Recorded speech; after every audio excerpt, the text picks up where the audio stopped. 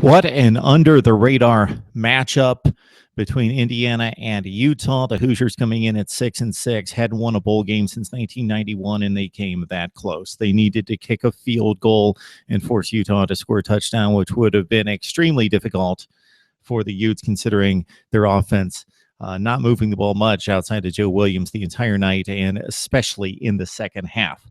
Foster Farms Bowl, Pac-12, Big Ten, great matchup. We didn't think so necessarily. Utah, a solid 6-point favorite, but Indiana fought them to the end.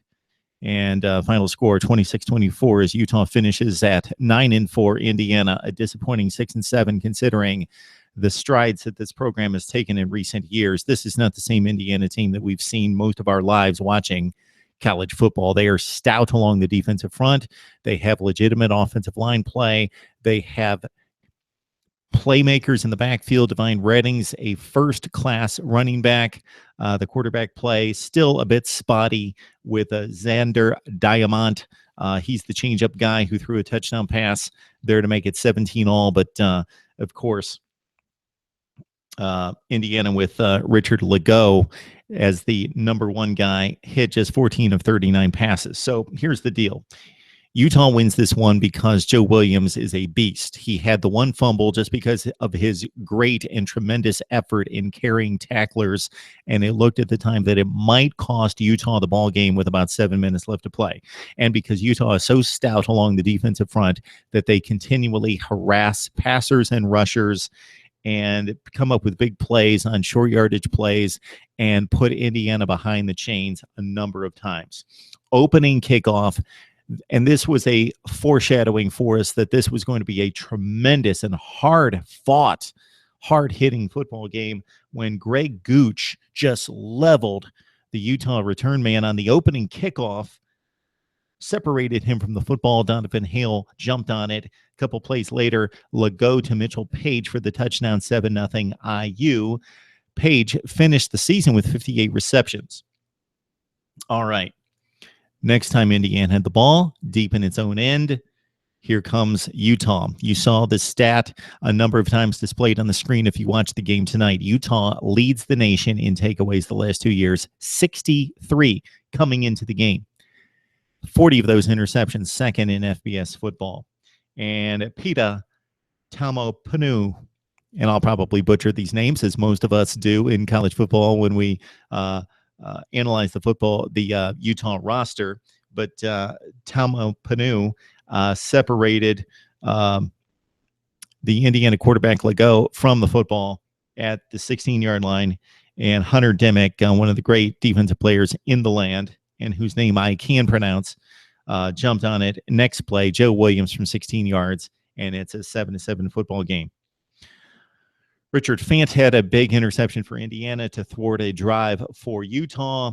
A 3rd and 5 the next time that Utah had the ball. A low maintenance play didn't really wasn't going to be something that you're going to see on the highlights, but Damari Simpkins, a stiff arm on a short pass on a 3rd and 5 to convert, and that turned into a touchdown for Utah. They led this game at 17-7 at one point.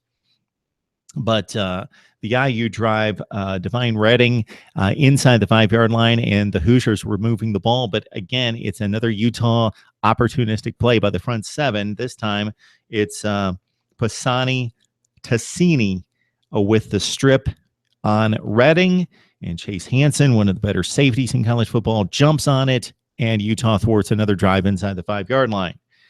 Joe Williams went to work after that. Then they had a long pass play to the 1-yard line.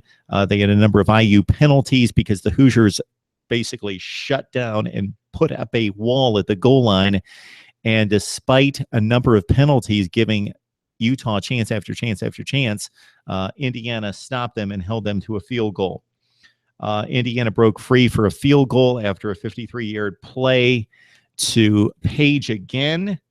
And then we talked about the Xander Diamant, and maybe Indiana should have gone to him more often because he's the running quarterback, and he came in and lofted a beautifully thrown bomb touchdown pass to Nick Westbrook to make it 17-all. Marcus Williams, one of the veterans for Utah, with a big interception. Again, we mentioned with Utah, 40 interceptions, 63 takeaways since the beginning of 2015, number one and number two ranked in the nation. It's that guy again, Tama Panue, with a strip sack back to the Indiana 4-yard line. Indiana retained possession, but the field position, because of the sack, forced IU to punt deep in its end, giving Utah the needed field position to set them up at the 35. And Utah was doing little to nothing from a dynamic standpoint of explosive plays in the second half. And it was just field position and kicking field goals. And Joe Williams, incredible. This was the run of the game. 3rd and 18. They were in give up mode. They were in field goal range. Indiana had pushed them back. Williams tears through the Indiana defense and just rips through guys for a 21-yard gain on 3rd and 18, sets up the field goal to make it 23-17. Indiana comes right back. 13 minutes left to play. Legault with 2 tremendous throws on 3rd down conversions, 3rd and long, where he had to thread the needle, find the window, and he put it through the window. Redding made 2 tremendous back-to-back runs, the second of which was for the touchdown. It was 24-23. Williams comes back with some great runs, but he fumbles. And with Indiana with a 24-23 lead, it looked like that might ice the game because the Hoosiers took it over. They drove down the field, but they missed from 40. That opened it up for Utah. If you make that field goal, if you're the Hoosiers, and you force Utah to score a touchdown in the last 3 minutes, probably not going to happen. Not moving the ball through the air at any point in the game. Troy Williams, just 11 of 23 passing. But Indiana missed the field goal.